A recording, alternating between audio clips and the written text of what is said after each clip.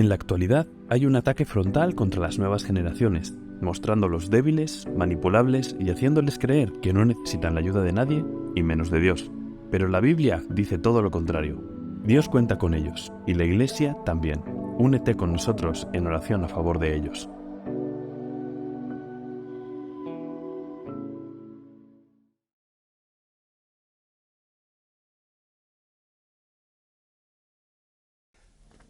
Las primeras etapas de nuestra vida, la niñez, la adolescencia, la juventud, son etapas que se caracterizan por ser periodos donde se aprende mucho. De hecho, son las etapas donde se concibe a los niños, adolescentes y jóvenes como esponjas, hambrientos por conocer las cosas, por adquirir conocimientos.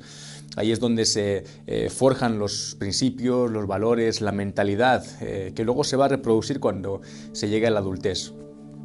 También es típico, por lo tanto, en estas etapas que se empiece a ver un hambre por la experimentación y también que nazca la curiosidad. ¿Quién no conoce o reconoce a ese niño curioso que pregunta el porqué de todo, que pregunta por qué esto, que pregunta por qué lo otro? O ese adolescente que de pronto quiere experimentar nuevas cosas. Algunas veces cosas que están bien son naturales, pero a veces cosas que no están tan bien, ¿no? Y hay ese hambre por probar cosas nuevas. O ese joven que desea independizarse, que desea emanciparse, salir de casa para también experimentar qué es el vivir solo y el tomar las decisiones por uno mismo. En sí, la experimentación, la curiosidad, no son cosas malas. De hecho, Dios nos ha creado con una inteligencia, con una capacidad de conocer, de descubrir.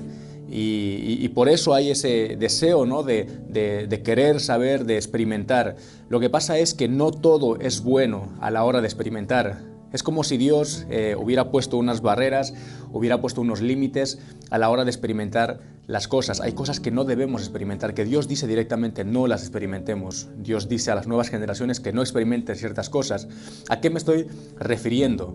Pues al pecado y a las cosas que tienen que ver con el pecado. Fíjate lo que dice ahí en 2 de Timoteo 2:22. Esto es un consejo que se le da a un joven, ¿no?, que representa, ¿no?, vamos a decir, a estas nuevas generaciones, a la juventud. Huye pues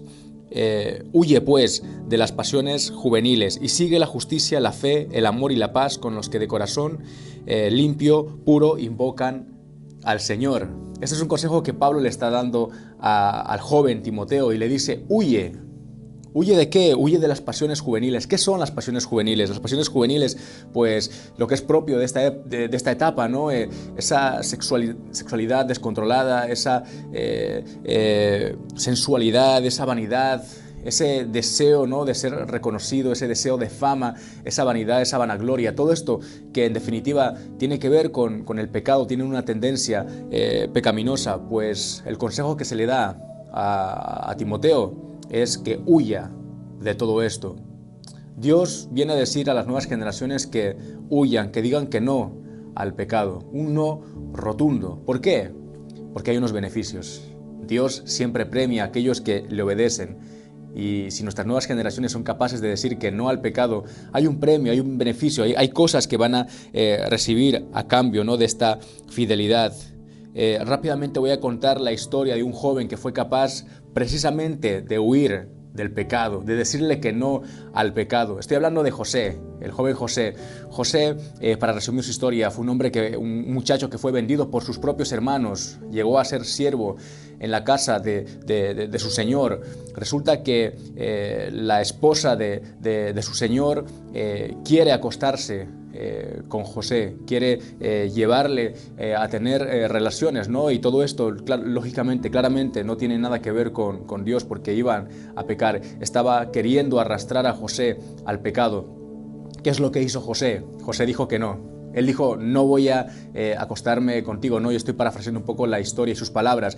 Dijo que no al pecado, le dijo que no a esta mujer que tenía lujuria en su corazón.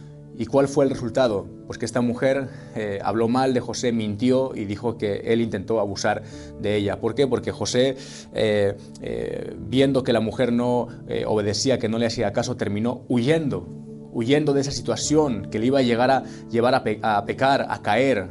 Y al huir, pues incluso esta mujer le agarró tan fuerte que le tiró de la ropa y José terminó saliendo desnudo. Qué ejemplo más gráfico, ¿no? Y más claro de lo que es huir del pecado. ¿Qué pasó a continuación? Pues como decía, esta mujer habló mal de José y José fue llevado a la cárcel, mintiendo, esta mujer mintiendo, habló mal de José.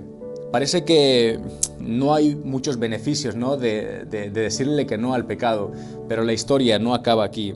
Fíjate lo que dice en Génesis 39, 21, inmediatamente después de que pasó todo esto, cuando José estaba ya en la cárcel, dice lo siguiente: pero Dios estaba con José y le extendió su misericordia y le dio gracia en los ojos del jefe de la cárcel.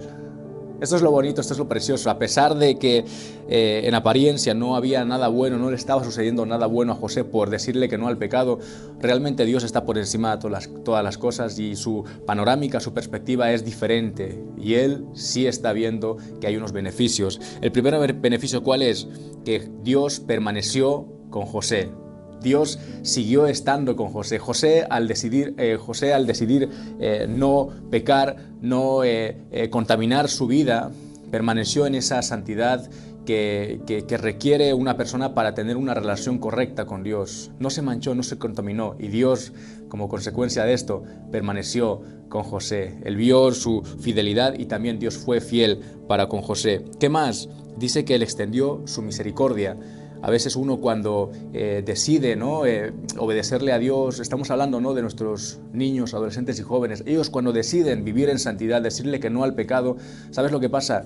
Que son unos bichos raros, que de pronto sus amigos, sus compañeros de clase los ven diferentes y muchas veces incluso intentan transmitirles que los marginan, que los dejan de lado porque son diferentes, porque no son igual al resto. Ahí es cuando Dios viene con su misericordia sobre nuestras nuevas generaciones y les hace ver que ellos son amados, que a pesar de que para el mundo a lo mejor son aborrecidos, que no son iguales a los demás, para Dios sí cuentan. Para Dios sí que están haciendo lo correcto. Y Dios viene con su misericordia, viene con su paz, viene con su consuelo para levantar a nuestras nuevas generaciones, ¿no? Por último, dice que le dio gracia en los ojos del jefe de la cárcel. José halló gracia, estando en la cárcel, halló gracia delante del jefe de la cárcel. También nuestras nuevas generaciones van a hallar gracia delante de los demás. Tarde que temprano los demás van a reconocer que nuestras nuevas generaciones que le dicen que no al pecado, hay algo bueno, hay algo diferente. Van a ser como ese destello de luz en medio de la oscuridad cuando surja, cuando venga la confusión que va a venir.